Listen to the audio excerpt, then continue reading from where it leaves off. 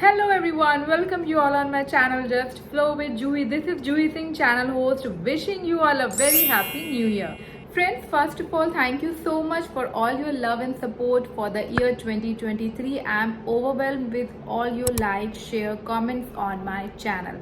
This vlog is going to be my first vlog for the year 2024, and this is the informational as well as very special vlog because here I am going to answer the questions you have asked me on various social media platforms like Instagram, YouTube, and of course you have also mailed me some of your queries. So the questions I received last year, especially in the month of November and December, are like, what is the cost of living in Singapore for a family and a bachelor? So I have come up with this video where I will be showing and explaining you all the points in detail, which will be really very helpful to you to answer all your queries. I request you do not skip the video from anywhere because in this video now you will be seeing the in-depth points, calculations of the cost of living for a family, for a nuclear family and for a bachelor.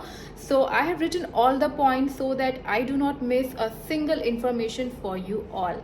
So let's start the vlog. So friends, this is all the calculation which I have penned down for you all to calculate the cost of living in Singapore for a family.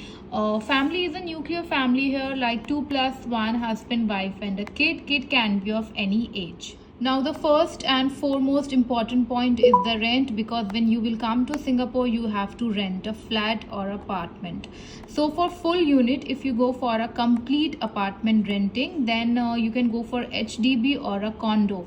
So HDB starts from a monthly rent of minimum Singapore dollars 2500 and a condo starts for a minimum of 4000 Singapore dollars. So this one is the minimum price that you can get, and condo starts with 4000 Singapore dollars. They are quite expensive. Generally the lease in Singapore given is of 2 years.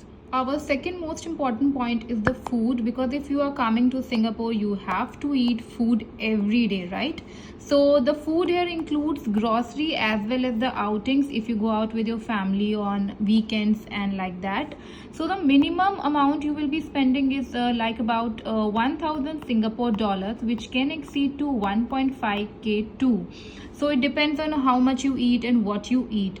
So here I have mentioned that if you go out for outings and if you go for hawkers, food courts, they are quite budget friendly, not that expensive. But if you go in restaurants and cafes, yes, then they are quite expensive. So you can check what is your budget.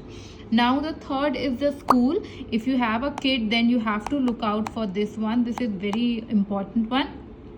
So when you come to Singapore, you are a foreigner, you cannot get into Singapore government school. You have to go for international schools.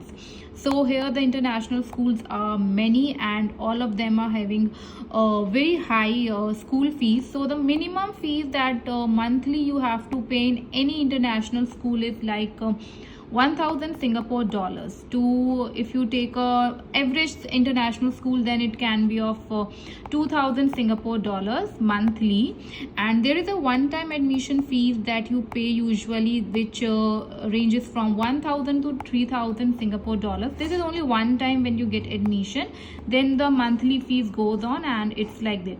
This is the only the basic I am showing you, 1 to 2000. There are also international schools which are having fees like 3000, 4000. So it all depends on your budget. Now the fourth point is the medical insurance. So when you come to Singapore, join a company, then the company provides medical insurance for the employee and also sometimes for the family. But in case the medical insurance is not provided by the company to the family, then you should go for a good medical insurance, because the hospital admission charges in Singapore are very expensive, believe me.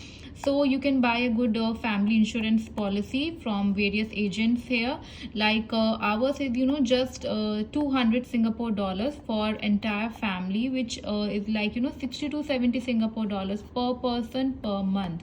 So this is the medical insurance. Now the last point which I have taken is the utilities, which will include your water, electricity and your phone bill, SIM card or a Wi-Fi. If you take, then you can increase here like $100 more.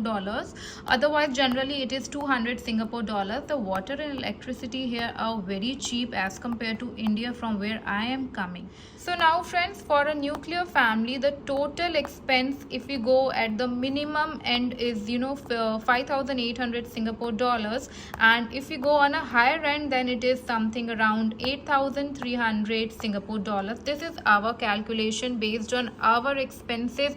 We are a family of 3 here, nuclear family, husband, wife and a son. So this is all the calculation is based on our expenses. The calculation can be increased or decreased based on your family and needs. So this is the final cost of living for the family. So now friends, if you are getting a package and offer of 10k Singapore dollars, suppose you are coming from India to Singapore and you get an offer of 10k Singapore dollars, then you can make out how much will be your saving. This is your lower end and this is to the higher end, so you can easily calculate the savings. Similarly, if you are a bachelor coming to Singapore, then too you have to remove the expenses like school. You can have the medical, or you can just remove the medical insurance. Then utilities you can reduce, and the renting you can go for a single room instead of full unit. Single rooms are also available with the agents, and the food also you will be doing it half, and you can easily calculate the cost of living for a bachelor in Singapore.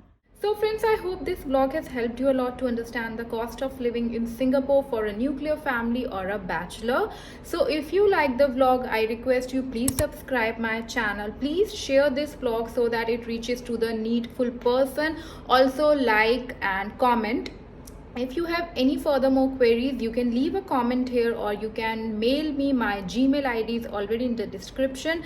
You can follow me on Instagram and DM me there also. And many such more vlogs will be coming on Singapore. So again, I request please subscribe my channel, and I need your support to grow this channel. See you on my next vlog. Till then, take care and have a nice day.